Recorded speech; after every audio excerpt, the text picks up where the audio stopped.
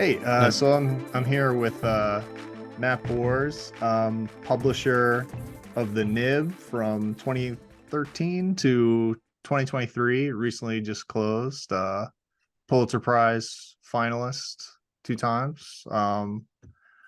Political cartoonist, that you guys will probably know. How you doing, Matt? I'm good. Thanks for having me on. Yeah, definitely.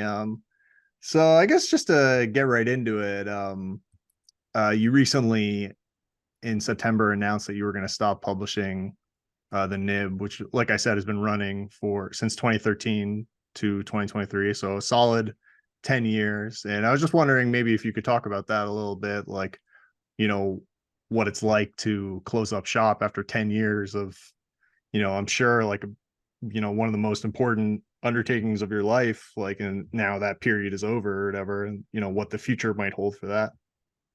Yeah, it definitely was, the biggest thing I've been a part of. And even if I go on to do other great things, which I hope to do, I mean, I'm sure will be probably the biggest thing that I ever accomplish, in scale. Um, it's good. I mean, I've been it closed down 2 months ago, I guess, almost.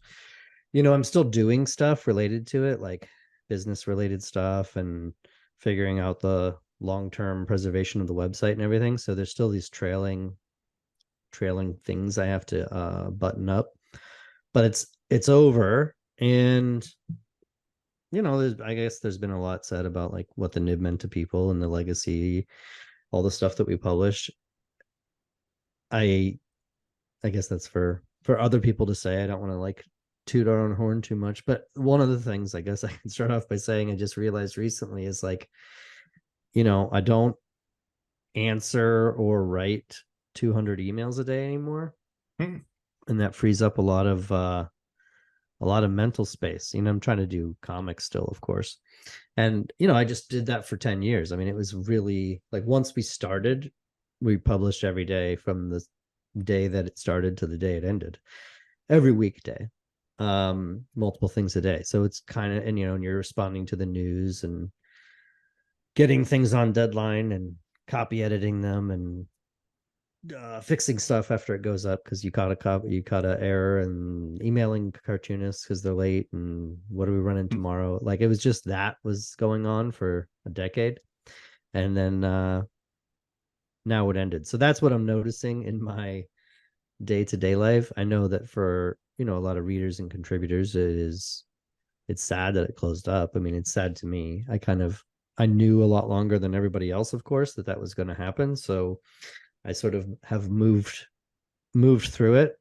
And we got an Eisner there at the end. That was a very nice capstone to it. Stuff like everybody said nice things. I mean, that all leaves you, it's hard not to just leave feeling really good about what you've done. If everybody said, oh, well, the nib it sucked anyway, and my contributors said, oh, you suck and you're fucking closing this thing up and I'm out my $300 for my regular comic that I do, then I'd be like, oh, well, that was a horrible experience.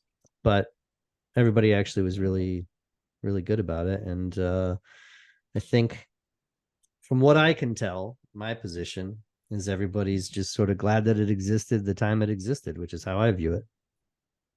Yeah, I mean, definitely. That in a certain sense, that's the best you could ask for. I mean, what is it supposed to do? Last for 1,000 years? Like, it's gonna have a beginning and an ending, like just like everything. So it's Yeah. sort of like you did like a little bit of like the Seinfeld ending, like, right after you win an Eisner, like at the peak of success, like, that's when you end compared to, I don't know if you want to go on for 5 more years and then be like, sort of past Yeah. your welcome, I guess.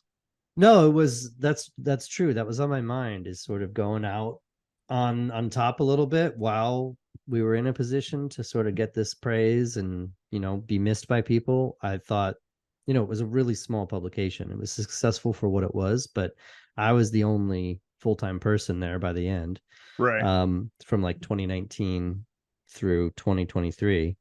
Hmm. And we did have thousands of paying members, but we had a massive operation that was basically about paying for comics every day. We spent, I don't know, $2,000 a week on comics, and the print magazine wasn't cheap. And I just sort of made the calculation that I was going to have to wind it down someday, and there were various things I could do to stretch it out. But we started in a position of frankly being super flush with money because we were funded by a tech site in the beginning, and I didn't want to make it. And then a lot of that was replaced by reader membership, reader subscribers who paid for it to exist. So I guess I didn't want it to become a severely diminished form of what it was. And then if I closed it in 5 years after having already kind of laid off editors who were freelance and dropped other comics, and not having everybody think of it as fondly, or not even having worked with the people I'm close with for years by that point, just felt really sad to me, and a worse way to go about it than ending it sooner. So that, yeah, I mean, and then that became, what do I want to say? I guess that I was proven to be a good decision by the things I said, like getting an Eisner, having everybody feel good about it, like, rather than, I don't think that would have been the same case if I stretched it out as long as possible and waited a few years. Yeah, I mean, I was just reading I think an interview with you from a few years ago where you were saying, you know, about 10 years ago, there was such a, like, these kind of sites had such a, like, a big tech investment of, like, it was just getting so many views and it was so crazy. I think you said there was, like, some of the comics were getting, like, literally millions of views. And Yeah. you made the point that um once you started having subscribers, um that is actually way more important and valuable, like, to you and to the nib, than getting millions of views. Is like, the views is sort of ephemeral and not, is not really like something you could hold on to, but like a subscriber base, like, of people who support the book, sort of makes it happen. It's just interesting to go Yeah. from sort of like big tech, like patronage, to like individual sort of network patronage, I guess. It's sort of like Yeah. top down, from then to like switching from top down investment to like then bottom up, like filtering up investment, I guess. Yeah. And, I think if you can make something sustainable, you're happy to have it, any way you can have it. Now, the nib closed down, but I think it was sustainable for a while. It existed for a while at I mean, least. from my Uh, you know, perspective, you run for 10 years. I mean, yeah. I was, reading a bit to prepare for this, and it's like, some of these issues, like, I think you said the latest one, the future issue, was like something like 10,000 copies. Yeah. Now, in a comic book store, that's not good. Like, in the direct market, that's not good. But for like indie comics publishing, that's like, that's huge. That's a massive amount. Like, Yeah. Plus, well, I can break it down a little bit. First, I want to go back and say, about this tech era and the funding, is that, the nib story is really, I think it's is more to do with media than comics. It existed because of a moment in media in the 2010s, which was everybody gets smartphones in 2008, or by right, 2010 everyone has smartphones, everyone's on Facebook, there's a billion users, everyone's now spending an hour on their phones a day. This never happened right. before in history. And that's when I noticed it, a lot of other people noticed it. I mean, I was published in comics, and you could just get 100,000, 500,000 shares on stuff. I mean, stuff was just going massively viral. So all this attention was online. And so all this money got dumped into it. You had all of these new media sites that were extremely well funded that came up. And, I got a piece of that. I mean, I was part of it, a small part of it, but Medium funded the Nib first. That was like a blogging platform founded by Ev Williams, who founded Twitter. He's a billionaire. And that worked out for a couple of years, and then it didn't. And we went with another company, and then it worked out for a little bit longer. And then all of them sort of pivot, to different strategies and sort of lay you off unceremoniously and everything. And it sucks in the moment, but it's in retrospect, I'm just glad that I got the opportunity. But it is really the Nibs. I view it as part of that era of, BuzzFeed News, Vice, Gawker, Hmm. smaller sites like the Toast and the All, which basically everything I just mentioned doesn't exist anymore. It all has come crashing down in the last couple of years. It was a bit of So a that bubble, I guess. for sure, because monetizing that attention was hard, Right.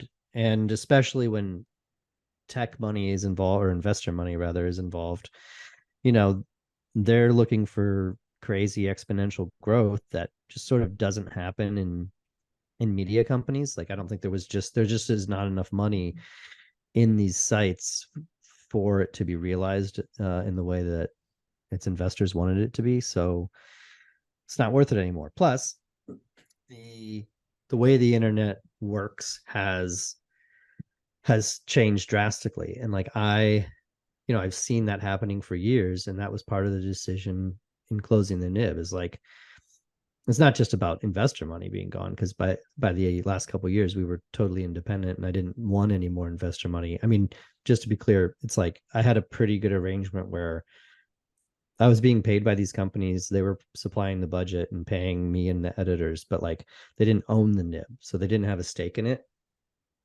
And they were, I mean, because it's weird. I mean, you'd think why wouldn't they? But like with Medium, they really just wanted people to use the platform. It's similar to Hmm. the Substack deals in the last couple Yeah, of that's years. that's what I was thinking this whole time is like sounds a lot like Substack has made Yeah, well a few years ago they made a major push into comic books. They seem to have, I don't know, like gone quiet about that, or I don't know if they've truly eased back. I mean, you don't know.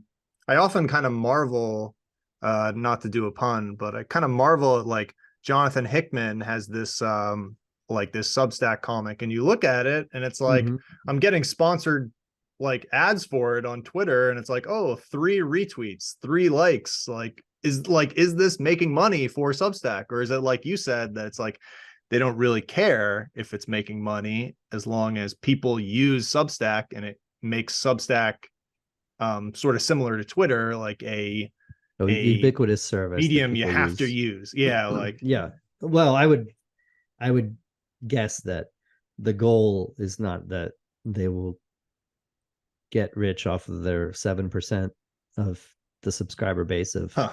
Hickman's thing. It's that they want many, many thousands of people to use it and get, small chunks of all of what they charge. But I mean, I think I don't know anything about, I mean, I know about it. Actually, I subscribe to it, but I can't keep up with it. Three Moons, Three Worlds.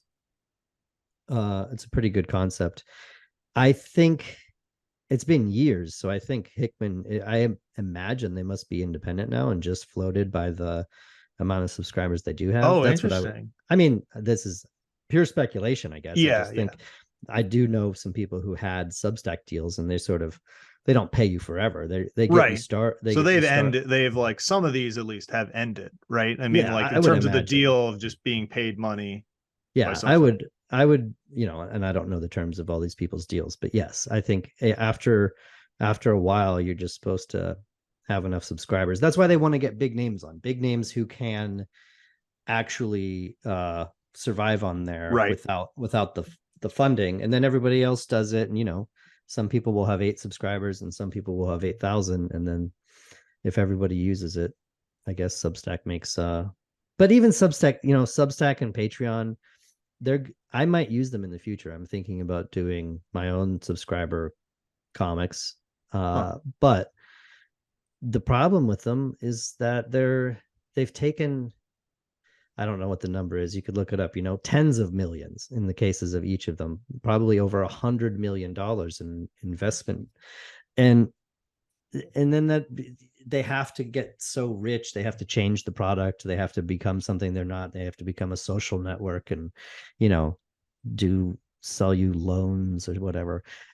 Like it just becomes all these things just get corrupted by this tech investment money. You know, they can't just be a small company that employs 30 people and Right. runs a subscription service Right. that Yeah. generates a few $1 million a year and pays the employees and the owners are happy or whatever. It just can't be a normal business like that.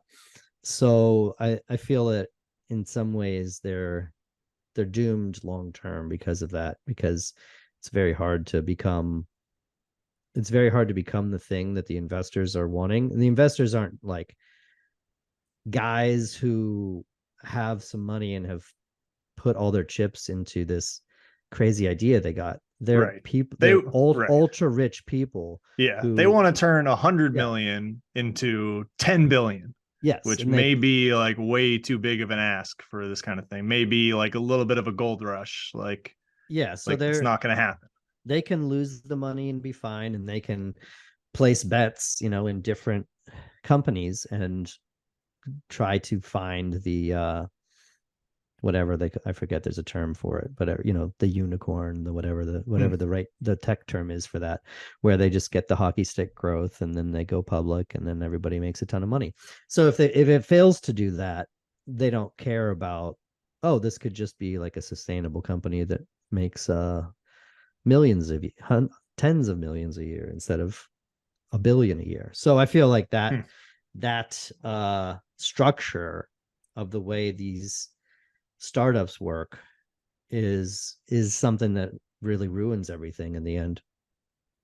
Yeah, it's interesting. It's like, tale as old as time. It's just the corrupting force of capitalism. I feel like such a nerd saying that, but like, it's wherever there is massive amounts of money, and there definitely is in the tech sphere. I mean, when there's, Yeah. $100 billion to be made, like hoping that you have the next Facebook or Twitter or whatever, it's like uh it's kind of hard to resist that, I guess. But switching gears a little bit, looking through the nib, I realized kind of you're in a field that I'm not the biggest expert about, which is good for this podcast because this is a podcast for people who are not, hardcore comics expert, but just like political cartooning. Like, when you did the nib, it's, this is a bad comparison, but it's almost like doing something like the Daily Show where you have to Mm-hmm. be, it's not just making comics in a vacuum of, okay, I'm making fiction.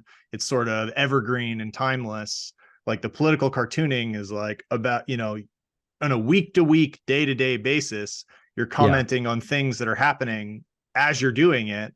Uh, a week later, it could be totally different than this political cartoon you just did this week. So I was just wondering if you could talk about that a little bit, just the role in political cartoons, I guess, in the, I don't know, it has a influence, I guess, that's sort of hard to reckon with, it's I don't know. I'm rambling Yeah. now. Well, I started out in my 20s doing three cartoons a week, three editorial cartoons a week. So, you know, every 2, 3 days, I had to have a finished cartoon published. So that was, you know, that was a lot. That was the pace I was used to. And then once I started the nib, I'm publishing 5 days a week, Hmm. three things a day. A lot of them new, a lot of them responding to stuff that's just happening. And I couldn't handle the workload anymore. So I went down to 2 comics a week and then one for myself. But yeah, it's way different from fiction.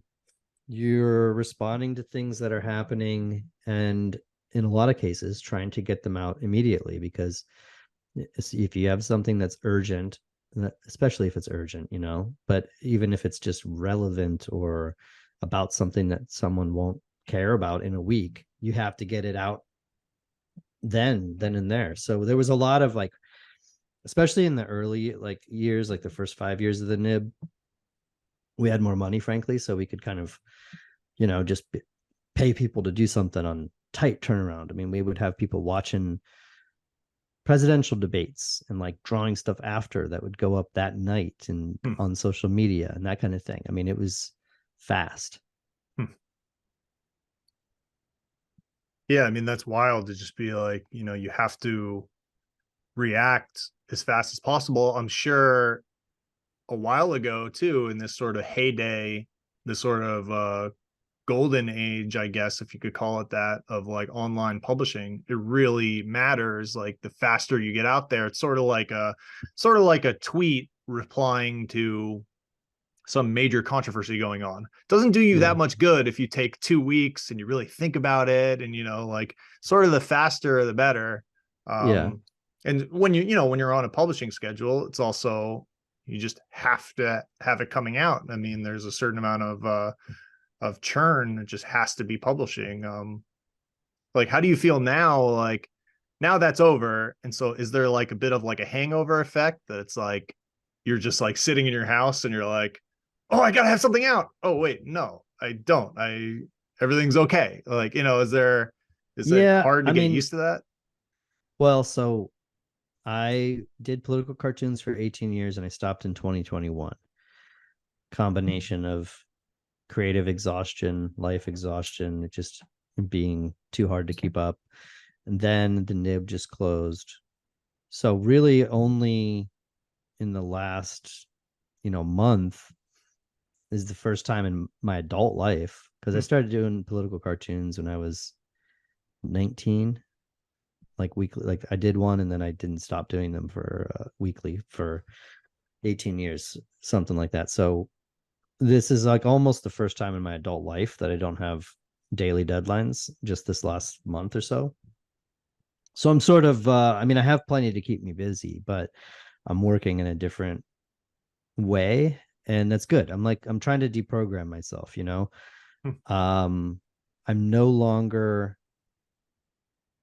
a pundit, which is technically, what I was, even though I don't like that term, and I don't like what it often entails or means, but I mean technically that is kind of what I was, right? So I'm not required to comment on news anymore, and I'm not professionally required, and I don't run a publication where I have to be up on everything that's happening and assigning stuff and sort of run it back in my head and make sure it makes sense, or that it's we're not missing something, or that whatever. So it's good. There's a pressure there, like that. It's like you have a responsibility as the publisher of the nib. Like, Oh yeah. if you get something wrong and it's like wildly wrong, there's a pressure there. Like, I could understand not wanting to miss the mark, because Well, there's right consequences. right now, you know Israel's waging war on Gaza, and What? it's extremely Since important. when? No, Yeah. I'm kidding. But I am kind of, glad I'm not running the nib in this moment. I mean, what's happening there Right. is a disaster for the people who live there, and it's not about me or anything like that. But, well, one thing I'll say is we definitely got the most cancellations around Huh. criticizing Israel, because You mean cancellations, like in the sense of, subscriber. oh, okay. I thought maybe you meant like cancellation, like in the sense of like cancel culture or whatever. You Yeah. mean literally people like, no, thank you, like no more money. Yeah, because, truth is a lot of liberals support Israel very Hmm. staunchly. I mean, we're seeing it right now. And that wasn't, we didn't really do both sides. I mean, everyone in indie comics is fairly on the left, if Right. if Yeah. if not, outright leftist, if not just liberal at least. But anyway, we would do comics, criticizing Israel, supporting Palestine, whatever, whenever it flared up or whatever, and it was noticeable. It wasn't extreme, but so anyway, that would be happening now. I'm sure we'd be running good Right. work. I wouldn't shy away from it because of being worried about subscribers. That's not what I'm saying. I'm just saying that it would be something besides me right now. I'm just engaging with it like a normal person, which is weird. It means looking at horror on my phone and seeing people being, in the worst situations of their lives and being killed, and then going about my day, I guess. So that's just weird in general, that that's how the world works, and that's how we engage with these things. But I don't have any I don't have any professional tie to it anymore. I'm not part of media really in the way that I was. And so I mean, besides like, oh, not having to do the work or not having to worry about subscriber cancellations, it's just a little bit more like, I don't even know what I want. It's just freeing. I guess I'm really actually experiencing the world in relation to like news and current events, honestly, like for the first time as an adult, without having to feel like I need to form opinions or express them or do work about it, or like, what am I going to say about this? If I don't do a comic next week about the biggest thing happening on earth, it'll seem like I'm avoiding it. Like I just, all those, that's all done, man. I did that for 20 years and it's over. Yeah, I mean, it's kind of like a high wire, trapeze act, there's no net. Like you sort of like, you have to respond to, I honestly can't even imagine the pressure of like, all right, I need to make a comic responding to the Israel Gaza conflict like overnight, like, and the pressure of that. I know you're not doing that because, like you're saying, you're no longer sort of on the hook to do that, but um, it's just hard to even imagine kind of the pressure of Yeah. not even specifically Israel Gaza, but just myriad political things. Like you're now like make a comic responding to it, in a pithy, clever, Yeah. satirizing way, like Well, overnight, and that's sort of like, yeah.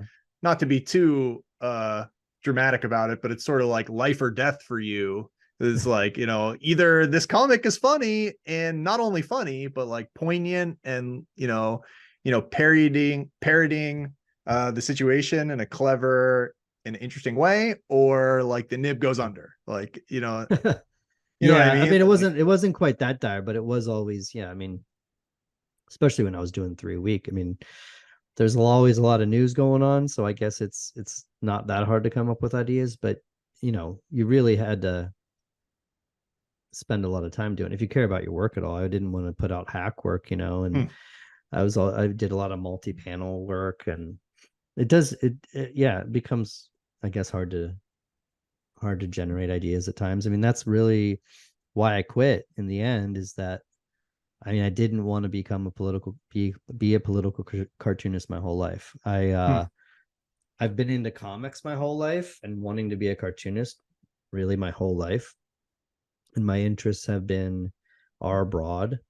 And what I want to do multiple things in comics. And like political cartooning just happens to be a thing that I took up when I don't want to say it just happens to be. I mean, I was very passionate about it for a long time and it really became my identity. But like in a way, it just happens to be the thing that I succeeded at. I have tried other things. I mean, I did a graphic novel before, I did other things. If those had like massively taken off and made a lot of money, then it's like, I'm like, oh, graphic novel. Like, let me, I'd get another graphic novel. Maybe I'd had 5 graphic novels right now instead of, 1,800 political cartoons or whatever I did. So it's the thing I ended up being successful at and most known for. But, I had I guess, an inflection point during the pandemic, like a lot of people are just like, what do I want to do? What's meaningful to me? Like have a chance to like make a change in my life. And obviously what was going on in the world was terrible. The end of the Trump years, the pandemic, were awful and stressful for everyone. And like my work was tied to it. And I was like doing comics about it every week. And I just found it kind of miserable. And I was like, I was like, everybody else is having fun working on their book deals and whatever else. Maybe they weren't having fun because the pandemic era wasn't fun for everybody. But there I was tied, my work was tied to the terrible things going on in the world. And it just, I felt like I'd said everything. I'd done gun control comics over the years. I've done 1,000 things on Trump. I've done stuff on the right and it just, what what else can I say? I mean, I've just felt like I'd exhausted myself creatively. Yeah, definitely. I mean, listen, you don't have to explain yourself to me. I mean, I'm Yeah. looking at your shelf right. I'm pretty sure I see Eisner on your shelf right now. So, Yeah. who am I to judge? I mean, doing thousands and thousands of political cartoons, I feel is a success story in my mind. But Yeah, yeah, no, it was. I mean, I guess it's the same thing as the nib. I just didn't want to I didn't want to do it so long that it was like you know, there was a time where I would be like, oh, this stopped being fun for me 10 years ago and I just kept doing it because it's supposed to be my career, but I should have tried to do other things and then been miserable. So yeah, no, I mean, I I think what didn't you want to did is do that. smart. I mean, you went out at the top. I mean, right after winning an Eisner. I mean, that's probably the smart way to do it. It's like I was saying before, what is going to happen? Like it's going to last for 10,000 years. Like it's never going to end. Like, it's everything is going to end eventually. So, Yeah, at I least to control it on your own terms. Like something I thought about is, did you ever consider, you talk about this heyday of like online media. A lot of these companies, you think like, okay, like AV Club, like was bought by a bigger company. Like AV Club used to kind of be like a bastion of criticism and stuff. And then it's bought by another company, sort of made, now it's sort of bad, you could argue. Like, were you ever tempted by that kind of thing? Like get a big no. company to buy you out, and then okay, maybe the nib will not be as good as it was during your control, but at least I'll get a huge amount of money. Like, was that ever like a N- temptation? no, because for one, I don't think I would have got that much money. Um, because what am I going to do? I'm going to sell a company where I'm the only employee, where the money coming in is basically can only barely sustain one person who runs it and sort of wears 10 different hats and knows about like email marketing and how to work Hmm. with the printers and editorial. Like I mean, I even I tried to hire some help. I have hired assistants, and I obviously ran it with other editors. They weren't full time, but I couldn't have done it without those people. So it was never really a temptation because it just what a company's just going to come in and make all the wrong decisions. They have to make it profitable, and that so yeah, I was, and then by the time that we had been laid off from our second media company, I had been so I was so turned off by that world. And then I just felt like I was actually just lucky to have got out of it with the nib intact. I mean, which was a really really rare thing to not have it compromised, not have the ownership or the finances compromised. Or And so the way I look at it now, and really at the time, was like, okay, I got a third life on this thing. Most people don't get that. I got 3 shots at the nib. I revived it or continued it through 3 different pretty tumultuous eras, and I got a few years where I got to run it really entirely by myself, meaning like the business side and not dealing with ownership of, or not dealing with other media companies. I had help running it, but I got to kind of do it the way I wanted. We were fully independent, only subscriber funded, and through really hard years of all of our lives, through the pandemic, through me having my second kid in 2020, and a move, and I'm glad that I had it then, and I guess it's just I did get to do it. I ran it the way I wanted to, and then the idea of selling it and watching some company destroy my creation so that I can be a little more economically secure. I mean, I don't want it, man. I'd rather, where it is now, I can revive the nib. I mean, I'm never going to relaunch it the way it was, but I can do a book, I can do an anthology, I can, I don't know what. I mean, I'm not going to do anything with it for a while. I can't promise to ever do anything with it again, but I would kind of be shocked if I went my entire life and I didn't do something else, like I said, an anthology, a nonfiction anthology, something manageable, right? Yeah, I mean, didn't you had a like a successful Kickstarter anthology like pretty recently, right? Like what is it called? Uh We've had a couple. Oh, recently wasn't it like Be Gay, Do Comics? Is that it? Yeah, that was Yeah. like the second to last one. I mean, at this point, I think that was like 2020 or maybe Okay, that's a before. few years ago. Yeah, I mean, Yeah, no, we've I done could a see it as couple. that kind of thing. Like, Nib anthology on Kickstarter. I mean, seems like a slam dunk to me. Yeah, probably. And, that's another reason why I'd like to preserve the goodwill and all that. And if we came back and did a book, people, I don't want to come back this soon. It's only been 2 months, but down the road, I plan on being around comics for a while, and I need a break from nonfiction is what I need. But it's a long-term passion of mine, and I think I'll circle back around to finding a subject that really clicks with me and being like, oh yeah, I should do an anthology around this theme or this subject or whatever, and then I will It's someday. interesting. Kind of what I'm describing almost seems like it could be a Nib cartoon. Like Nib is bought out by like big venture capital. It seems like that could be like a satire itself, like and how it completely is run into the ground. But Oh sure. you you mentioned like you were into comics from like an early age. Mm-hmm. What kind of stuff, like what's the stuff that got you into comics? Like what are the books that really like turned you on to the medium or whatever, got you like made you like a lifelong fan? Like I think I read a quote from you that said something to the effect of like I'm gonna make comics like until I die, pretty much. Something very close to that. Oh yeah, sure. I mean, what else am I going to do? I don't want to do anything else.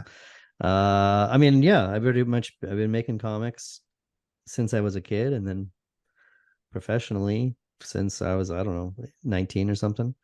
I got, in retrospect, I had a really good smattering of influences. My dad would go to this place, Canton, Ohio, where I'm from, every Sunday, called the News Depot, which of course doesn't exist anymore because they sold news and magazines, and they had a little comic spinner rack and everything. So my dad got me on to Mad Magazine because Oh, interesting. he read that when he was a kid, and I read Mad every month for years and years. And X-Men, late 80s, early 90s X-Men, So this was probably like Silvestri and Jim Claremont, Lee. like going into Jim Lee, I guess. Yeah, Claremont's writing, but it's it's Silvestri and Jim Lee on like Interesting. Wolverine and X-Men stuff, and that's what I'm really drawn to. And EC comic reprints, I love those. Huh. Tales from the Crypt, and then Image. When Image comes out, I was I was just like I was born in 1983, so I mean I'm Right. pure. You were in the golden zone for the Yeah, no, image debut. I was 10 when they launched or whatever, and You were the audience. exactly. I mean, I was I was ripe. They got a lot of money out of me. Yeah, I mean it's you talk about like a golden age, like you think about like that era of image comics and just like they're basically printing money, those guys in the Oh early God, 90s. it's so nuts to read about it and to think about doing those kind of numbers. Not even, you don't have to do like Youngblood #1 numbers, but just like guys that existed and did their own thing, like Dave Sim. Hmm. He's kind of Obvious like, is he like an inspiration to you at all? Because he's kind of like a self-publishing uh that part of I don't him, yeah. know, like pioneer, I guess. Yeah. I mean, two quick caveats is I haven't read very much of Cerebus at all, and I I don't think I've know, read any of it ever, yeah, so I don't even. I know that he's become quite a He's controversial politically, kooky. everyone Yeah. knows he's politically perfect, and he's never been Yeah. wrong. And No, he's, no, yeah, a I'm just role kidding. model for us all. But what, he was able to do his weird little aardvark adventure comic that started getting more and more serious and delving into all these different issues, and seemingly made his entire living off it, and Hmm. was one of the pioneers of graphic novel collections, which he did, sell himself and publish and sell through his company, and so was probably making real good money at the time. I mean, I have no idea what it would have been, but I bet it was leagues beyond what even successful independent comic creators make now. Oh, really? So this probably was like I late think so. 80s and 90s, Yeah. I guess, what you're talking about? Yeah, yeah. Yeah. Because you just have the amount of people buying stuff is so large. I mean that Hmm. the sales figures that I don't follow sales figures closely now, but I mean my understanding is if you sell 100,000 copies of a comic book right now, that's a You're A-list. smash hit. That's a Yeah, yeah, smash. yeah.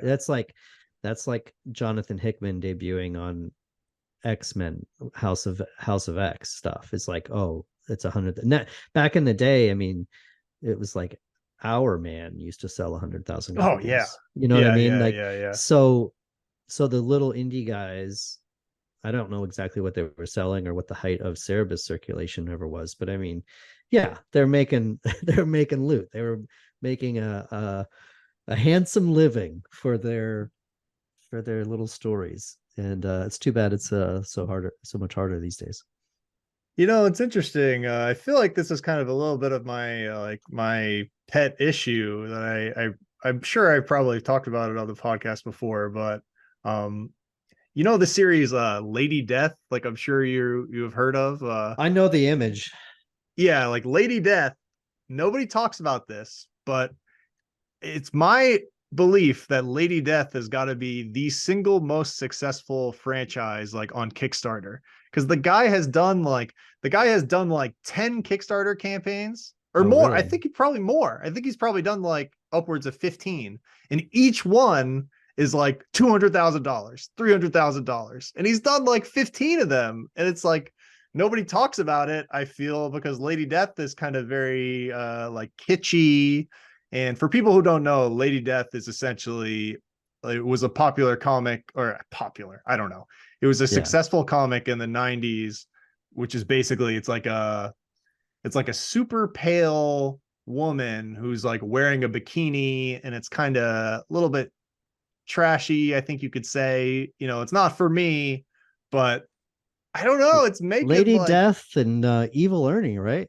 yes, they may, I'm telling you, you look I this just up. know it. I didn't know about those Kickstarter things. I just know it from, I don't know, basically like wizard ads, Yeah, of probably. course. Yeah. Um, what was the one? Lady Shiva? Is that one?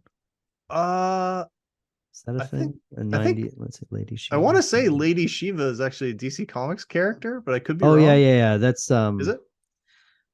yeah, That's like a that's Batman related character, I think. I think I'm thinking of, maybe it was just she, spelled SHI. Anyway, it doesn't matter. There was a lot of those kind of creator owned comics. Some of them were it's in the same kind of mode as Evil Ernie and Lady Death. I wouldn't even be surprised if I had the same creator, honestly. But yeah, they were kind of trashy, but I guess they found their audience. Yeah, I'm looking it up. It is she, SHI. It's who knows what it's about, but it's the woman is Oh, hot I and see. she has a sword, and so Yes, you know, SHI, yeah. pretty I think it's pretty straightforward. Pale You're skin, getting you're scantily clad yeah, uh character. Using but the word character loosely, but if you know what though, I don't care if they I can, no, if they I'm have their listen. audience, and they if that, like, I didn't know about Lady Death, but it's encouraging. It's encouraging to hear that. 100%. I'm not being a hater. Yeah. Like, it's not for me. Like, I'm not gonna read like 100 issues of Lady Death. Like, it's not for me personally, but I want to be clear. I'm not being a hater. I'm just No, sort yeah. of like astounded at like this guy. This is sort of like the modern day equivalent of like Cerebus and Dave Sim. It's like this guy is making like, I don't know. Look at his Kickstarter account. It's like, this guy must be printing money. Like, I don't understand. Like, Huh. first of all, who is buying this and reading this? Or they're like, okay, I'm going to take the $500 reward tier on this latest Lady Death Kickstarter. Like, who are these people? But they must be people who are like nostalgic for reading it in the 90s and loving it. I mean, I don't know. I'm not, again, to be clear, I'm not being a hater. Like, I am kind of inspired by what he's doing, because it's like, Hey if man, I Lady want to Death could be that successful. Like, why not, nib anthology or whatever? Like, it could totally, I Well, don't that's see the it as way I think. I'm not even thinking about nib anthology anymore, but I'm thinking about, I want to do creator owned stuff and have my characters, and I am not going in the direction of Lady Death, I don't think, but I got Justice Warriors already, and those are characters that we want to do a lot with. And well, we have, excuse me, we have a publisher. We're not necessarily doing Kickstarters, but like I want to do long running creator owned stuff. So if people are making it work on Kickstarter, and I've done a few of them, so hopefully I can port the success I've had with political cartoons and nonfiction stuff over to genre comics. I mean, that's really my plan for the next couple of years, is to try to make a go at this stuff. yeah,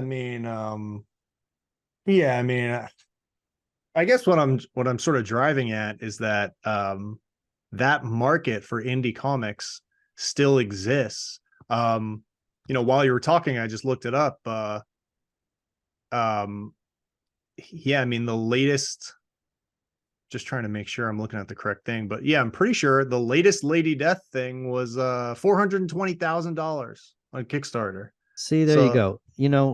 I mean, I can already just start to sort of the make money up is out there, I believe, but I'm already making up reasons that it's happening in my head. I mean, there's, clearly the TNA market is kind of yeah. underserved. We have, like everything is woke now. No one wants the sexist vampirella Lady Death stuff, but But they do though. they do.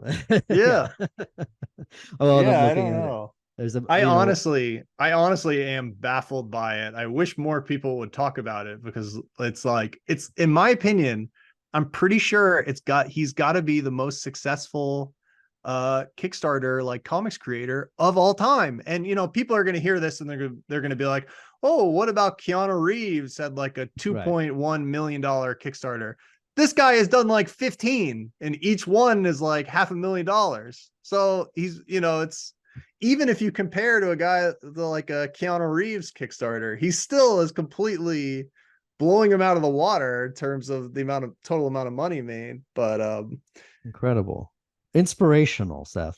I really do think so. Listen, if Lady No, I'm Death not.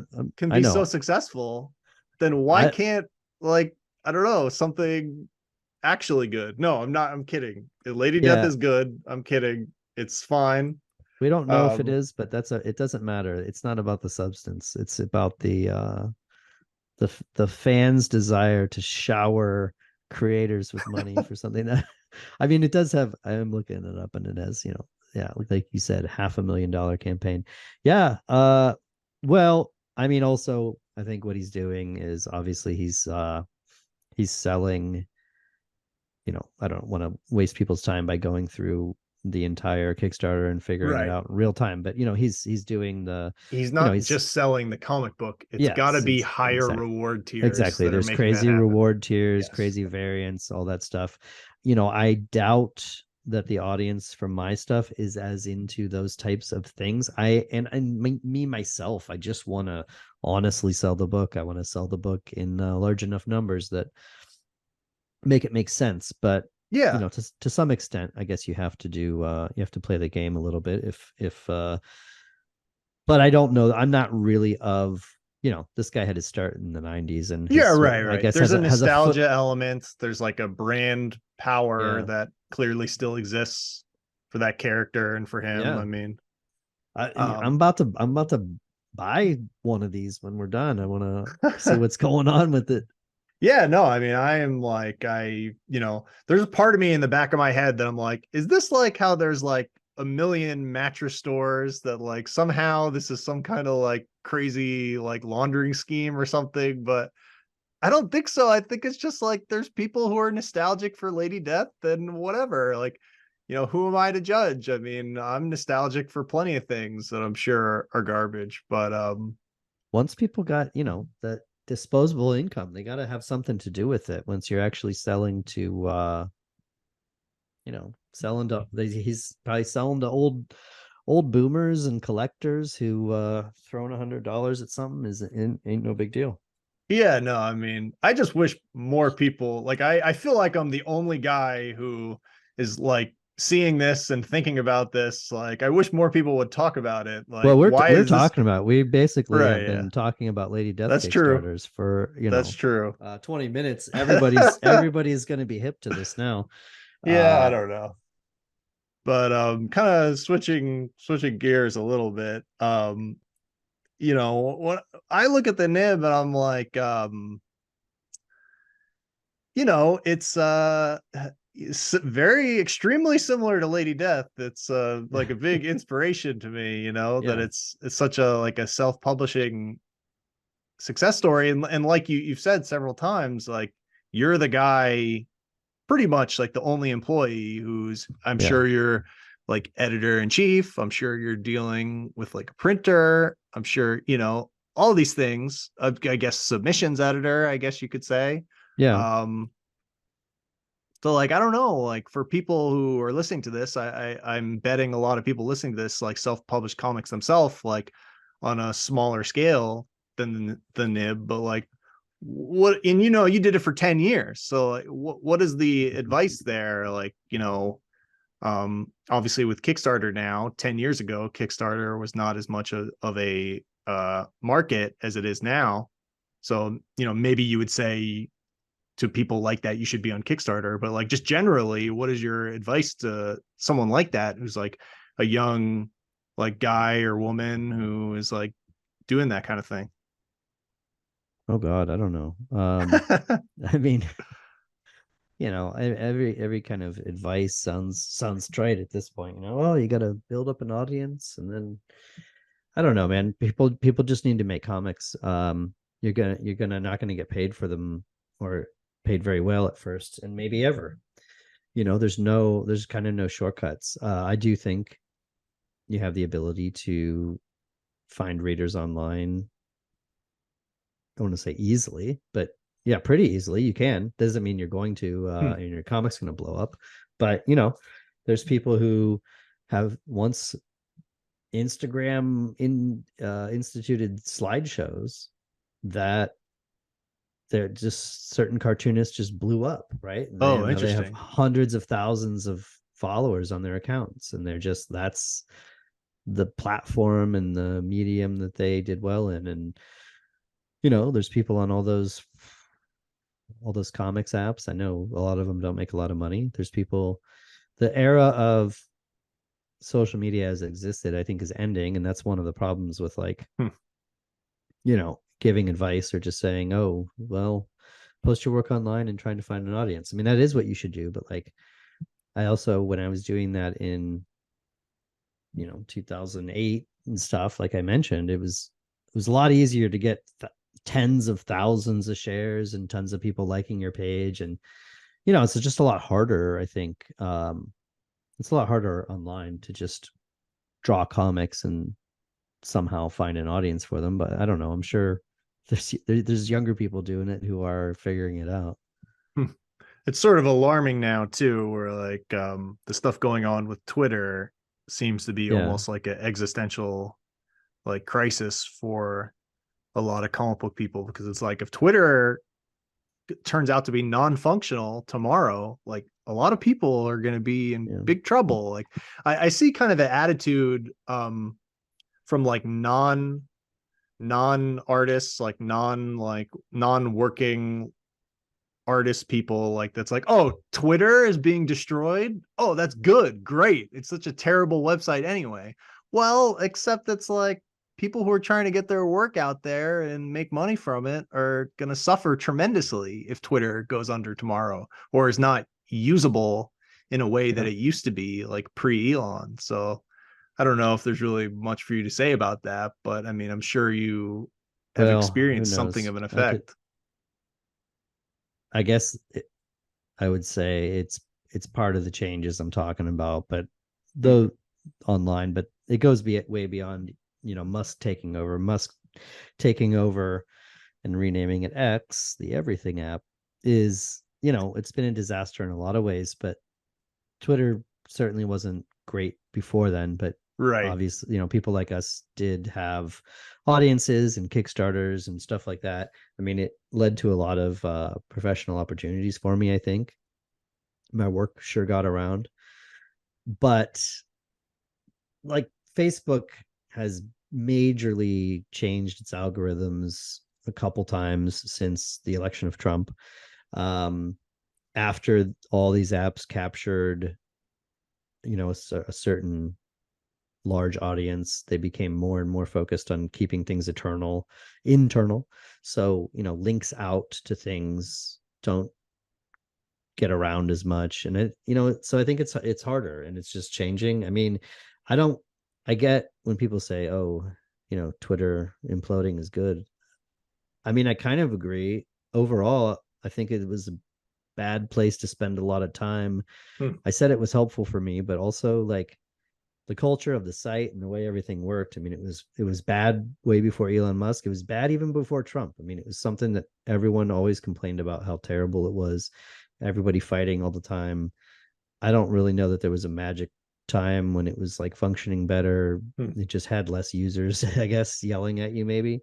I'm also talking as somebody who, got 80,000 followers and sort of once had that for a while. Once you're in the tens of thousands, it's like the site just starts to become unusable and Right. you think you're going to like post a picture of your kid or make a joke about something or whatever. And like, you just get like this overwhelming response and you're like, what is going on? This is, we shouldn't all be Hmm. spending it's a living message board is really what it is. It's a running, it's live posting. And Yeah, I mean, anyway, I I often have famously has a commented. lot of downsides. Yeah, of course. I mean, but you're but 100% right but that what I want to that say people were is, saying it's yeah. a hell site way before. Like, Yeah. it's definitely Well, true. so yeah, I mean, people have talked about the Twitter of culture forever, and yeah, it sucks. It's had some benefits for people, blah blah blah. But I guess I have to feel optimistic. I don't know how optimistic I am about where the world's headed in general or where the internet's headed, but you know, these sites haven't been around forever. I mean, we weren't even all on them in 2008. I was an adult then. Maybe some people weren't, but I'm not even that old. I mean, I think things can change. It might be disruptive, might not be good for everybody. It might not be good for me. I have concerns, about how to make it in comics and how to keep selling my stuff and make it pay money. But I don't want to just be like, oh, well, I want Twitter to exist as it did for the next 3 decades of my life. Honestly, that sounds terrible too.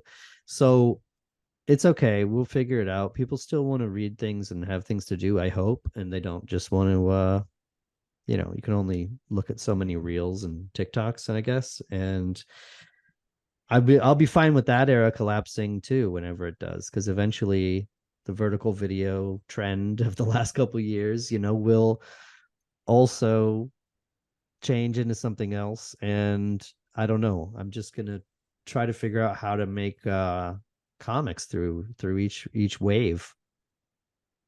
Yeah, it's interesting. I mean, I often have commented like Twitter is just like a comment section that Yeah. like has super high stakes. Like, it's like a comment section that we're all on, and you could ruin your life in an instant by making like a bad comment. So it's Yeah. just high stakes message board, just like you said, that it's really just like similar to Reddit, I guess. They've just completely conquered the concept of a forum or a message board and just consolidated it into everybody on the same message board rather than a Yeah. 100 competing ones. But it's interesting what you're saying. We're like, yes, like things are gonna continue to change and evolve.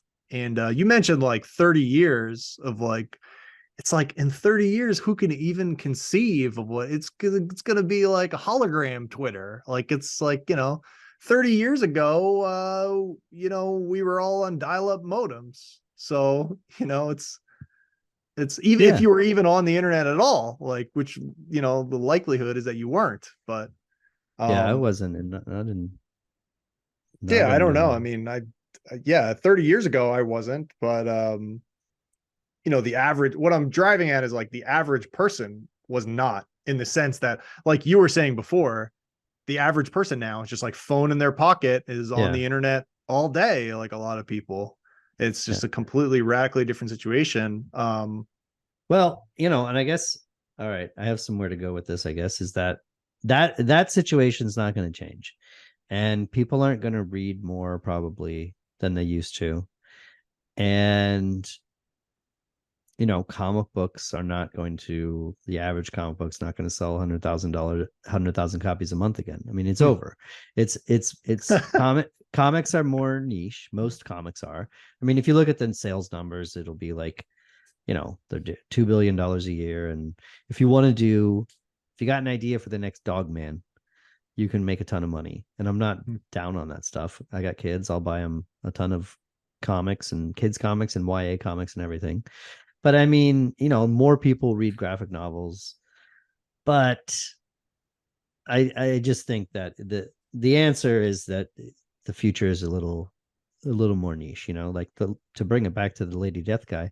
He's got a few thousand people that are really giving him money. Exactly. I mean, that's good. It's good. Yeah, And they're giving him a exactly. lot of Like, money, like the per money donation on his thing is crazy. But that's really the future. And some people will be breakouts and they'll be serializing some comic online and they'll have 100,000 Patreon members, and you'll be like, why the fuck is this comic? Why is this guy rich? What is going on?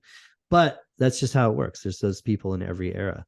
And like I guess I was just saying, I'll hope to figure it out. Well, but I think the future is sort of probably a little more niche. I mean, it's just we have everybody is competing for.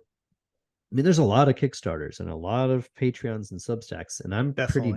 pretty generous with them, but I also I'm okay forking over a lot of money for comics. I buy a lot of books and comics, and probably more than 99% of the population I would Right. venture.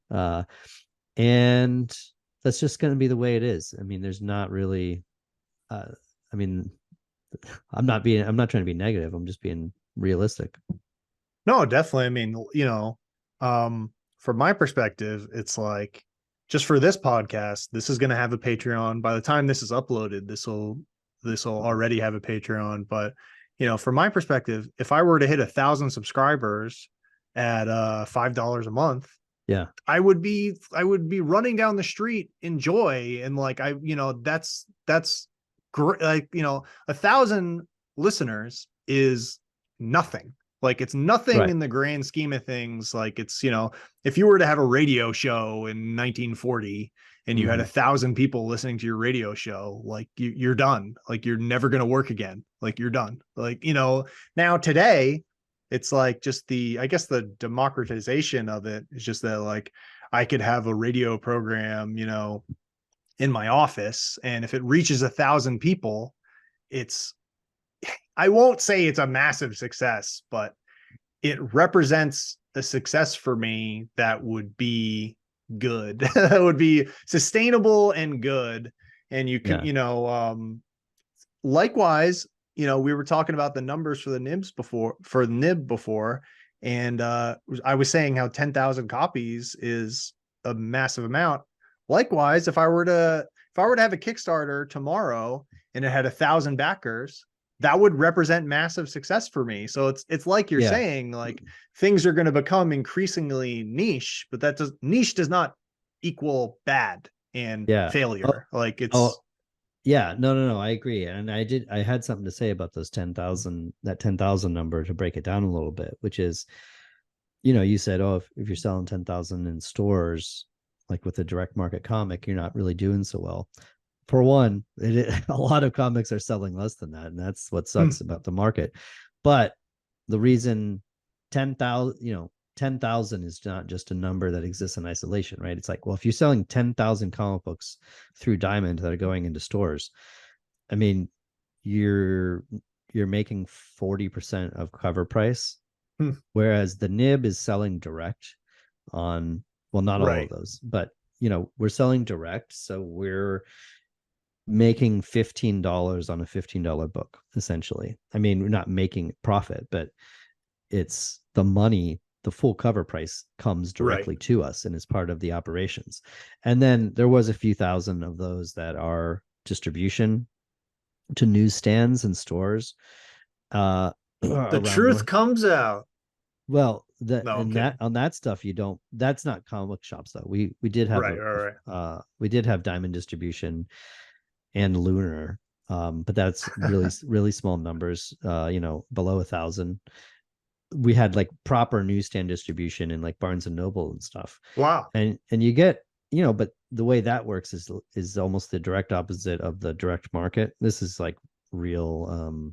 Like they'll return books No, they and like don't. The oh, they don't. Okay. Well, so the comic book shops are basically print to order almost, right? They put in Right. the orders advance, and you have to do all this weird stuff and tell people online it's the FOC date, which no one Right. knows what that means. Right. And so it's the orders are put in, and then essentially the printers, the publisher prints the amount that is sent to the stores, and they buy them. They're non-returnable. Right. They're Yeah, they're no, I buying them. was I was saying Yeah. like I was wondering in the Barnes and Noble situation, it like I was trying to say those are returnable, right? Or they're not. No, they're not returnable, but the way it's paid works differently. So this is how it works. You agree to whatever the sale price is, you get 40%, let's say, but they don't buy them. They agree to stock them. Hmm. So It's let's kind of say, consignment. yes, that's exactly what it is, but they don't get returned. They get destroyed because it's not worth it. Right. So, and you can't order to the customer in the way, like, you can't order to the number the way comic book shops do, because you want a newsstand, you want it stocked. You don't just, I only think we can sell one of these, so we're just going to put one by itself. Hmm. That's like the whole psychology of the empty fruit basket at the Starbucks with the last banana in it. Nobody's going to buy that. You buy them when they're piled up. So it's a bunch of waste is created, I'm sure, and it's bad. But basically, let's say whatever, you get Barnes and Noble decides they're gonna stock 1,000 of them at you'll get 40% of the cover price. So you mail 1,000 at your expense, and then in 3 months they cycle them off the shelf, and they have to destroy the unsold copies, which means they have to make them unusable. So they tear the covers off, and then they can mail you the covers, or they just photograph it. Really, I didn't ask for that stuff, but that's the process of it. And then then you're paid for 2,500 copies of the 10,000 that you sent at 40% of cover price. That's how it works. And then you're subtracting your shipping and all this other stuff, and it's not a you got to be doing numbers for Right. any of this stuff to Right, make right, sense. right. But it gets it out there, and you do make some money, and you get some subscribers, and yeah, blah blah blah. But really, selling direct, a paying member to the nib is, I mean, if we were just It's all newsstand gravy, distribute, pretty much. yeah, well, it's getting a lot more per person, which really makes the economics start to make a lot more sense when you're dealing with smaller numbers. If you're selling 300,000 copies a week of Newsweek in Right. Now it's different. 1999, then you're just putting them on racks for free and charging $100,000 a page for advertising. And that's just a different a different world that doesn't exist anymore, even for Newsweek. It's kind of funny. You keep mentioning selling direct. For people who are not like the biggest comic book experts, there's this whole concept called the direct market. And what that means is there's comic book stores, and they buy from the publisher. And so really the customer is sort of the comic book store. Like they're Yeah. placing however many orders, and they're buying from the publisher, and then you're buying from the comic book store. So this is kind of a bad word, but it's a little bit of like comic book stores are sort of like the middleman. I guess what I'm driving at is that it's kind of funny that we call it the direct market, but like you keep saying, like you're selling directly to the nib subscribers sort of like, I don't know. There's not really much of a Yeah, I don't question know of what why I'm it's called. saying, I but don't know why it's called the direct market. I mean, it's like literally not direct. Like it's no, and it's pretty confusing. And I've bought from this direct market my whole life in comic book shops, but at the nib, I had some experience doing distribution through Diamond, and then with Justice Warriors at Ahoy, that was really my first direct market comic book. hmm. And you know, it's a little bit different world than I'm used to. That's for sure. Transitioning again a little bit, like I'm showing my cards here and I'm admitting I haven't really read Justice Warriors, but I was researching about it a little bit Awful before. decision. Yeah. I'm gonna read it. It's just that's like I spend a lot of money like reading books and comic books, and I just have like an endless pile of things that it's like in Well, the I to read definitely pile. But I got that too. Yeah. yeah, no, but I was just wondering if you could talk about it a little bit, like reading about it. Um, it's just interesting that it's like Justice Warriors. It's a comic about like cops, sort of, Yeah. and satirizing uh cops and sort of like a dystopian, correct me if I'm wrong about any of this, but sort of dystopian landscape and like policing in a sort of almost post-apocalyptic dystopian landscape. I don't know. I guess like reading about it, I got a bit of a like a RoboCop Yeah. vibe, I guess, like of being like Oh yeah. satire of cops. Yeah, I would say RoboCop is a very close descriptor of it. It's almost like RoboCop crossed with, I don't know, The Simpsons or Hmm. and something else. I don't know. If somebody it's pretty much like you described. It's a sort of a buddy cop drama that takes place in a futuristic dystopia, utopia, where a place called Bubble City is a perfect city with no crime, and everybody is very prosperous and diverse, except outside of the city is a never ending slum where mutants live. It's called the uninhabited zone. And so the police work the zone and try to keep it crime free. And there's social upheaval and lots of violence and social commentary. It's fun. It's like a type of comic I've wanted to do forever. I should mention I work on it with Ben Clarkson. He was the actual creator of the world and is the artist. I only co-write the book with him, and I do some art too, but he draws the main story. And it's a blast, man. I mean, it's the type of stuff I want to keep doing. And it's the first volume's out in trade, and it is intended to be a long running So you're going to series. continue. Absolutely. Awesome. I don't have any announcements to make, but I would say that we're working towards volume 2. Oh, that's awesome. Yeah, no, it's like each volume is going to deal with a different aspect of the society. It's something that we could write basically forever. I mean, we have solid ideas for like 7 volumes of material so far. that's interesting. I mean, you know, I struggle with this myself with my own books, but it's like it's a little bit of a bummer when it's just like, oh, it's just gonna go for 5 issues and then it's done, and it's sort of like, a little bit of a wistful thing that it's just like it's so difficult to have a continuing like Mhm. serial comic book that just goes Yeah. not forever, as we keep talking about, like nothing goes forever, but nor would you want it to, but Well, to even some things. I mean, you know, I The really Simpsons. admire, well, not forever, but like Cerebus, which I intend to read someday in its entirety. Even we'll see how far I get, but I want to, even the end, which supposedly gets bad. It's like I'm interested in creators doing that kind of long running work. Like you don't get a lot of it and anymore. And I mean, you don't even get it in mainstream comics that much. It's very Right. hard to see someone pull off a really long run. Like the longest you It get, I mean, basically doesn't happen anymore. Like I you'll would have fill-in say, artists, you'll have different writers come in. You know, Like you don't really have like 100 issue runs anymore that I could think of.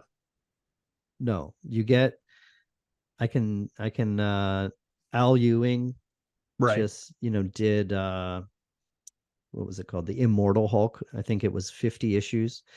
And That's a lot.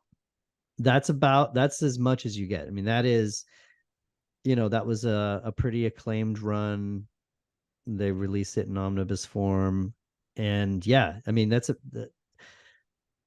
if you're one of the top guys who writes for the big two and you have a successful series, you can pull that off. But they swap out big names faster than that. Hmm. To do a 50 issue run means you survive multiple line resets. Hmm. So it sucks. It sucks. I think it sucks for It's not one established. artist over that, right? I don't think it's a single artist, but it's a guy that they had a falling out with actually, because Oh, that's right. I Yes. forget. I don't want to say the exact reason because I forget it. I Right. don't know. He did something bad. I don't know. I'm pretty sure it was a anti-Semitic Mhm. sentiment in the background of something. Yeah, that's too bad because the art is incredible. But yeah, he does draw a lot of it. I mean, I'm sure there's fill-in issues. I haven't read the whole thing, but it's he's on a lot of it, if not the whole thing.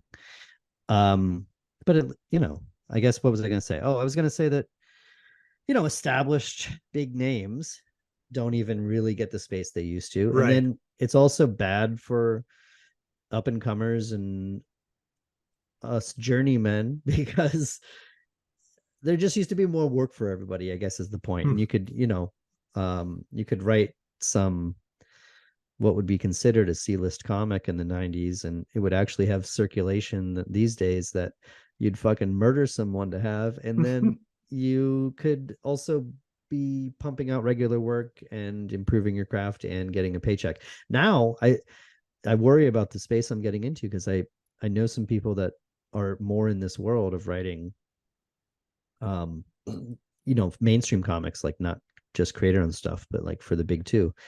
And yeah, it's like 4-issue miniseries, right? And Right. then you get a 4-issue miniseries that's attached to some line relaunch, and Right. you don't get an ongoing. And then you cannot write 12 4-issue miniseries a year. Even maybe you could write them, but you cannot get that amount of work, right? So Hmm. it's slightly distressing when I think about it. It must be hard also to work with the idea of, okay, we're having a secret. I'm Yeah, struggling even to make up one, like yeah. Secret Secret agenda. War Invasion number, 3. And now, all right, so you had a whole plan for Animal Man, Mhm. and except Animal Man died in Secret War Invasion issue 2. So now what? Like, it's like the demands of the, like you keep saying, like the line wide reset, like Yeah. on these individual titles. Like it's got to be tough to be like, all right, I wanted to use Stiltman, but Stiltman actually turned out to be the mastermind in Secret War Invasion. So that completely upsets my whole plan. Now it has to be Frogman, or I'm using Yeah. Although D-list tier characters, but although I guess I would say in their favor, maybe that, plays like DC, for instance, at Black Label, they seem to have a lot more of those superhero comics and other kinds of comics that take place outside of continuity. So you're just like, hmm, okay, well, we're getting some guy doing a Swamp Thing story. Doesn't have to have anything to do with. right. So a lot of the Black Label books I have liked a lot. I mean, Daniel Warren Johnson doing Yes. Wonder Woman was awesome. I got a buddy doing Spencer Ackerman, who is a journalist who's writing Waller versus Wildstorm, which Huh. is really, really That's fun interesting. and cool because it's his first comic. And, I know him well and we've talked about it, but also he's getting to play with the 90s Wildstorm Yeah. characters. Yeah. Like Battalion is a main character. And so anyway, there is space for cool things to be done in mainstream comics still. It's just I wish there was more of it. Yeah, definitely. I mean, Are you a big like Vertigo guy? Like, were you into Vertigo? Because that was sort of in your era of like coming up. Well, it depends. You know, I am a big Vertigo guy, and I got real into Vertigo, but not the era people usually talk about. So I was like late 90s or really the 2000s. So Hmm. like big Vertigo titles in my mind are 100 Bullets and Scalped, and Hmm. Why the Last Man. I Definitely. w- I wasn't reading, you know, Sandman and Shade Right. the Changing Man and Hellblazer in the 90s. Like Right. That was sort of I the skipped opposite that. of Image, if you think about it, Yeah, like yeah. sort of writer heavy comic books. Not that the art was obviously good too. I'm not, not Well, denigrating that, but some of it wasn't though, let's be honest. I mean, I think and the Vertigo? they were yeah, I think Yeah, yeah. they were writer centric books. And Definitely. I mean, that's Image pretty non-controversial. Image and Vertigo could have I'm go If they I'm combine their powers. a there needed to be a synthesis there of Yeah, art that's interesting. and writing. But Well, there actually and I think they kind found of it in the art in the books I'm talking about. Like, 100 Bullets and Scalped. I mean, those had some of, I mean, the work that, so it's Eduardo Riso on 100 Bullets and RM Guerra on Scalped. I mean, hmm, those guys are top tier. Those are, they're doing 60 plus issue hmm. runs.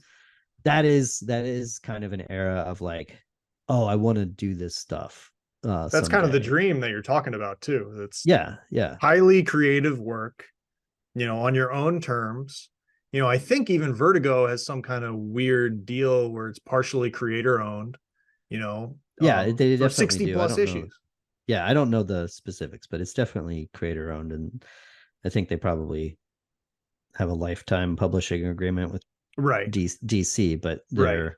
yeah, they have they're getting paid royalties, and well, I don't know the specifics, but I'm sure that Yeah, neither if do they I. don't control the media rights outright, then they at least get a big chunk of it.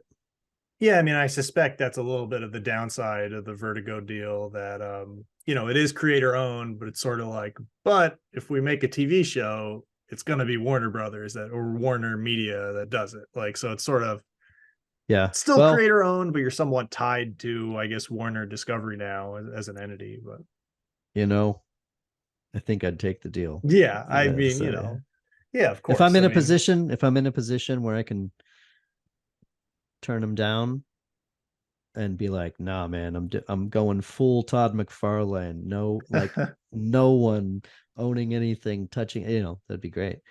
I mean, I got a good deal with Ahoy that does Justice Warriors. I mean, it's creator owned, and they're paying some money up front. There's royalties involved if we keep selling. I mean, we control it. Uh, it's great. I got no complaints.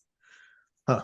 And then this is like the first major book that you've had in, well, and not even major, just as this is the first book that you've had, like, I guess, in Diamond. And, again, for people who are not super comics people, Diamond used to have, like, I think you could argue pretty strongly, like a monopoly on distribution of comics in America. And now post COVID, sort of Diamond's sort of broken up into, there's a different company called Lunar. Yeah, Not broken up in a literal sense, but there are yeah, other distribution companies now that are taking a piece of the pie, whereas it used to be Diamond was completely in control. And um, I don't know, like, what has your experience been like where really you worked in comics for 20 years, mhm, successfully, like, and then near the end of that 20, not the end, like it's coming to an end, but yeah, near the end of that 20-year period, now you have your first book that's in the, like, through Diamond and Lunar. And I don't know, I'm just, it's yeah. Well, vastly different from being like on the internet, I guess. yeah. I did a variant cover for issue 1 of Justice Warriors, and I was like, that was my first real comic book cover.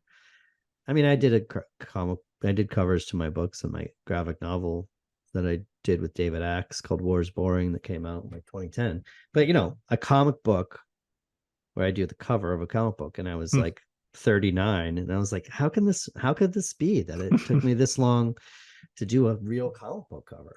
I mean, it so like I said, I got into political cartooning and I had some success. And the nib thing was great. The nib thing was great, but it was also like, it was once I pitched it and they greenlit it, and then it was just like I floored it, and there was no stopping for a long time. It was very successful, so I couldn't do other things.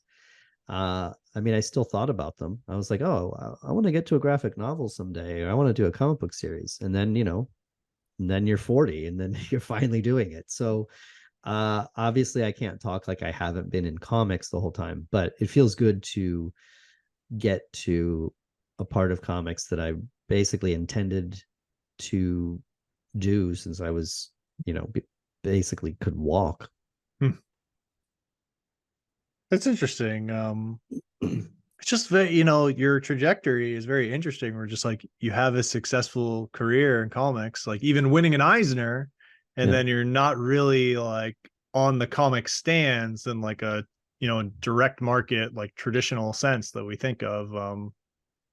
So is that going to be more of like your focus going forward in the future? Like, are you going to be like, okay, I'm making a pitch now to send in to various companies? Is it going to be Yeah, I've done that. I've done that since the nib closed down. I'm not going to say what it is because it's not accepted yet, and okay? who knows how these things go. But I would I would like to add that I was successful at political cartooning and the nib, and I got an Eisner and stuff. But I have also pitched things throughout my career, Okay, that I didn't gotcha. that didn't that didn't happen. I mean, various Right. ideas for various things, and they don't all go anywhere. And sometimes you spend a lot of time on something and get real into it, and then it's just like nothing happens or it collapses, or no one responds. So the things that you've seen in my career are the things that I've been successful at, and you haven't seen all of the failures. Right. Luckily, Right. there's been enough successes, but I have pitched books. I have been sort of trying to do all sorts of various things throughout my career. uh you know I don't know what I do, 4 nib kickstarters, and Hmm. one for myself, two for myself, I can't even remember.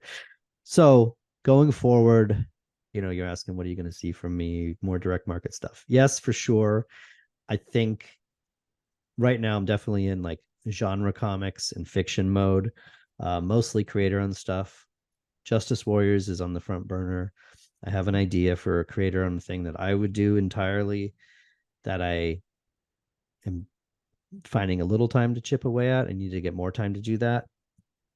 I am gonna So I mostly want to do creator owned stuff, but honestly, I want to do some mainstream stuff too. I mean, I have just like everybody probably in comics, I got ideas for what I would do if I was handed some of the Hmm. characters at DC and Marvel, and I think I might, give it a shot. I mean, I don't know, maybe I wouldn't like being in that world once I got in it. I'm sure there's creative frustrations, and just like we were talking, it's hard to kind of make it. And you know, do I want to I don't know. Do I want to write the event spinoff book? It Hmm. depends, man. I mean, if they call me and they say, "Hey, we got an," yeah, do I want to write the whatever single issue X-Men book for a spinoff? I'd fucking kill to do that, man. I don't want to just write 4 books a month for Marvel for the rest of my life, but also I don't know that really anyone can even do that anymore. So it's not really on my agenda. But yeah, I want to do mainstream comics, creator owned comics, whatever I want. I want to do graphic novels. I want to this creator owned book I'm talking about. I mean, I don't know. Maybe it's not a direct market thing. I think I'm thinking more and more that it's direct to the reader, subscriber, to the people through the internet. And that's where I've, had success with political cartoons and the nib. You mentioned earlier, if 1,000 people gave you $5 a month, you'd be good. That's that. If I could do that for this comic I have in mind, it could be the beginning of 300 issue a 300 issue run. I don't, I probably won't get those numbers, but if I can get a few hundred people, then it starts to make sense. So we'll see. I kind of, there's all these things happening. We talked about the collapse of social media. It's changing. It's a little bit harder to reach people. By the time I'm ready to launch this thing, where are things going to be at? I don't know. I'm Right. going to try a lot of different things over the next few years though.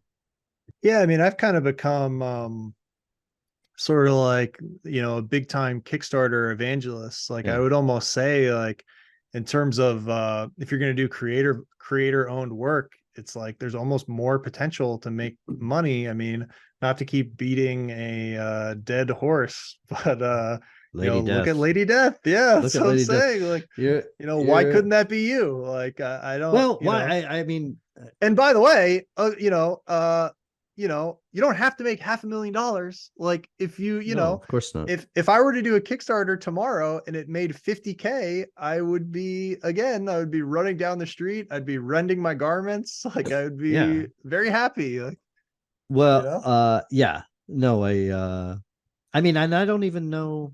I mean, Kickstarter's good. I would use it again, but I even think just direct. So Yeah, just I selling was it thinking about, completely directly. well, and even just, I mean, I was thinking about serializing online and then, getting a publisher for the book and then, Okay. doing Substack or Patreon. But then I'm like, well, I've managed all this stuff at the nib myself.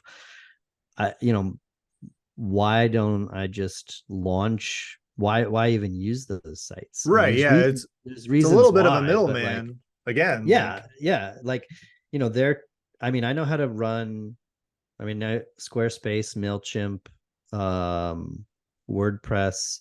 There's tools in Squarespace, Memberful, which I use to manage the memberships at the nib.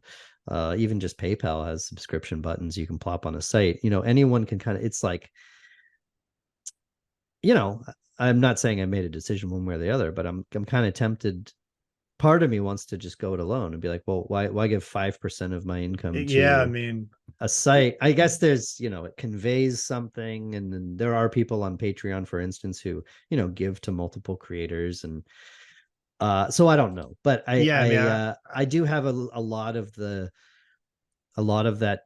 DIY spirit in me that I like sort of like to do everything myself in a way. I mean, I maybe I just want to focus on reading or writing and drawing comics instead of the business side for a while, but to make it work and to kind of launch something independently and ask readers for support, you have to put a lot of energy into managing that shit. And so I don't know. We'll see where I go with it. yeah, I mean, what you're saying is, again, like I said, I've kind of become a Kickstarter evangelist, but I totally agree with what you're saying. That's like, it's similar to what we were saying before. That's like how Substack wants to become like an everything app, like Twitter wants to become an everything app, like Kickstarter. The Yeah. whole point is that it's like they need to become the market for this kind of thing. And it's sort of like if you're not in the market, then you don't exist. So, like, I Yeah. get where you're coming from. That's like, well, I do exist. So, like, I don't have to be, there's no, it's what they're doing is a little bit of a magic trick in a sense that like they're Yeah. trying to make it so they own like the concept of this kind of online publishing. But I'm right there with you. It's like, Yeah. what's to stop you from just being like, I'm gonna make a book, I'm gonna have a website, and then you buy it on the website. Like it's not rocket science. Like, Well, I mean, I think the old school webcomic model is, I don't know. I'm really tempted to try it again with some tweaks. You can sign up and get it delivered in your inbox like a Substack. Maybe that part of it would be through Substack. I know people who are they're basically using everything. So they replicate right, their subscription service across all right. of these services now, because it's just like, hey, if you're a Patreon person, use Yeah, like Patreon. why not do that? Yeah. So, maybe that's because I do think that the future of the internet and social media is much more disparate than it has been, Hmm. and that can be a good thing. I mean, I don't know that it was a great thing that for the 2010s, we spent all of our time on 3 websites and we stopped visiting news sites and other sites. And it was just, if something wasn't inside of those apps, you didn't see it. And the internet didn't used to be like that. And it's okay if it changes.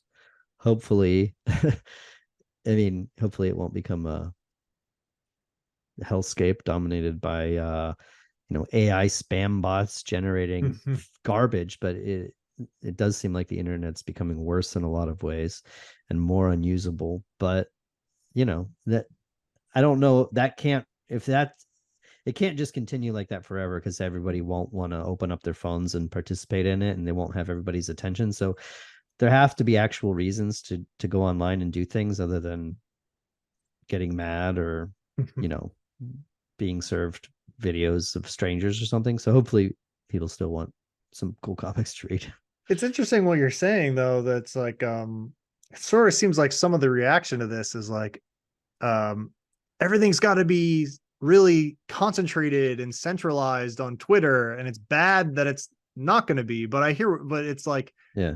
actually might be, it's like, what, it actually might be better to have like, diffuse like Yeah. power rather than like totally concentrated on like, why should we be rooting for like everything should be on one website and it should have total dominance? Like, why is that? Yeah. Like, And we should just kind of stepping back from it, like, stare at why it do we for want that? Like, maybe it's better because to be. I mean, honestly, it's because we're addicted to it, because it's where you could get followers and likes and get retweeted, and maybe your thing could take Right. off. But and like if you go to an app where there's nobody and nothing happening, you don't get that. So Yeah. there was the excitement of Twitter and Facebook to the is the same thing that was bad about it, which was everybody was there. Hmm. Um and reacting in real time. And that's probably not going to be created again. I mean, I'm on Blue Sky, and that's probably the best post Twitter app so far, but I have mixed feelings about it. I'm like, well, this works because it's basically a Twitter clone, and a lot of the people I used to follow, basically like a lot of people on the liberal left who hate Twitter but still want to have this Twitter like experience, go there. So I follow a lot of the same people. And what did I don't think I loved it before. So I don't know. What do I want? Do I want a million? Do I want 20 million people to use Blue Sky so it takes off and I can sell my comics to them? Maybe. Or is it just better if it's actually a smaller app, and then I can kind of just like It's like more intimate. follow cartoonists that I like, and joke with people or something. I don't know. I think I also have been popping around a lot of these new apps that have come up, and many of them have already fallen by the wayside. And it's like, Right. yeah, I realize, man, I don't have the time or the energy to spend all day on these apps trying to come up with jokes and content and shit. I used to do that so much, and I guess I did it because it worked for me, right? But I really just I want to focus on the comics now. I want to spend more time creating, and then figure out how to get it to people. And hopefully that's why anyone likes me in the first place. I mean, like what do we want to do? Sit around and look at each other's tweets Right. all I would, Right. Yeah. Seth, I'd rather read more Holy West. Yeah, I mean, me too. I mean, it's kind of funny. I've had a couple tweets that have done well in the last few months. Like, I won't say viral because viral to me means much bigger, but like, getting into the hundreds of retweets or whatever. And just as an experiment, like I'm on all these other apps too. Like I'm on Blue Sky, I'm on Threads. So I'll tweet something and I'll literally just, okay, I tweeted it. Now I'm copying and pasting Yeah. onto Blue Sky and Threads. And, this is obviously super anecdotal, but I'll see like, okay, huge tweet blows up, 200 retweets, 1,000 likes. And then I'll look at Blue Sky and it'll be like 3 likes, like 1 retweet. So just anecdotally, like, Yeah. I don't know, like I'm rooting for Blue Sky as much as the next guy, but it's just not, I don't know, like it's not happening. But Mm-hmm. Yeah. you know I mean, I'm trying to just like let go of caring. Even we're sitting here Yeah, of talking about it. course. It's like, everyone I talk to, I mean, my circles are comics and media.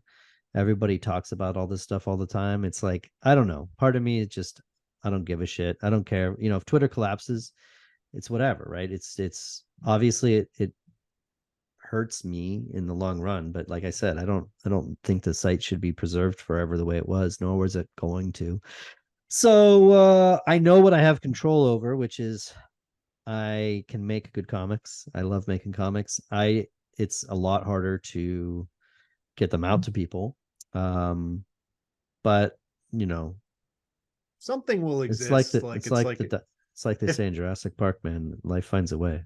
yeah, I mean, I agree. I mean, if Twitter went down tomorrow, it's life finds a way. Something else would replace it. And I agree with your point that it's just like, what are we doing here, man? Like, what are we doing? We just want to be writing tweets. Is that what it's about? Like, it could be Yeah. very, could I'm be, trying to kill that part of myself, like I said at the beginning. I'm not a pundit anymore. I'm not running a publication.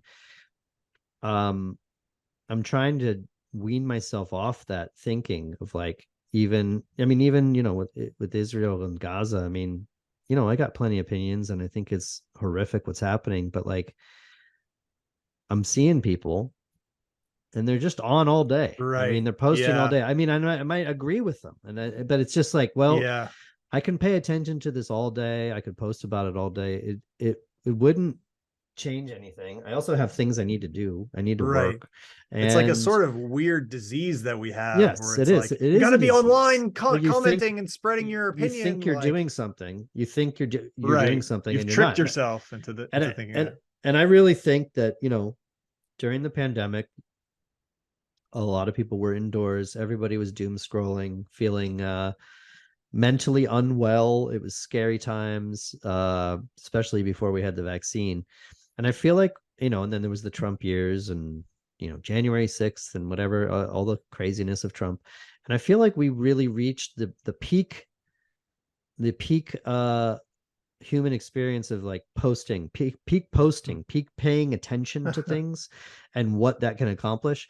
Obviously, you have to pay attention. Everybody, there has to be a certain amount of caring involved and paying attention and for anything to happen in the world for it to change. But I think we reached the peak of what paying attention and being outraged can do for you or for the world. And I've just decided I want less of it. What am I don't want to just post for the rest of my life on an app. I'm trying to create comics. Yeah, I mean, it could be very distracting where I mentioned I had a couple of good tweets. Like, it's very distracting where, like, it's like, it's very hard to be like, when you're getting into the hundreds of likes and stuff, it's just very Mhm. hard to be like, okay, now I'm looking at my phone all day. Like, it's very, to actually write something, you have to be sitting there writing it for like many hours a day. And doesn't help to be like, looking at Yeah. your phone, like looking at notifications pop up, like it's like it's like being in a casino, like where there's no windows, there's no clocks, like No, it's it's just exactly. designed. I mean, these things are ruthlessly designed to exploit your time and attention, and then they're bad. So that's what Yeah, I'm. right. That's the conclusion I've come to. All There, right. Well, yeah, you heard it here first. Social media is bad for you. It's a revolutionary new idea yeah. that we're thinking about here. Um, yeah, I mean, I don't want to keep you forever, so I guess I'll just wrap this up in the least artful and elegant way possible. But is there, a place people could find you? There anything you want to say before we wrap up? Well, I'm pretty easy to find. I'm, Matt Bors on most social media networks. And Justice Warriors is the thing I got out. That's in stores. I would recommend grabbing that if you want to. And that's about it. Okay, cool. It's so great talking to you, Matt. Uh, Hopefully we could have you on again, or yeah, I could man. have you Thanks. on again, Thanks I for guess. having me on. Yeah, definitely. Hey, so I just wanted to add here that Matt Bors and Ben Clarkson have a new Justice Warriors comic out in September called Justice Warriors Vote Harder. And also, Matt is doing a Toxic Avenger comic with artist Fred Harper for Ahoy Comics, which releases in October. All right, see you next week.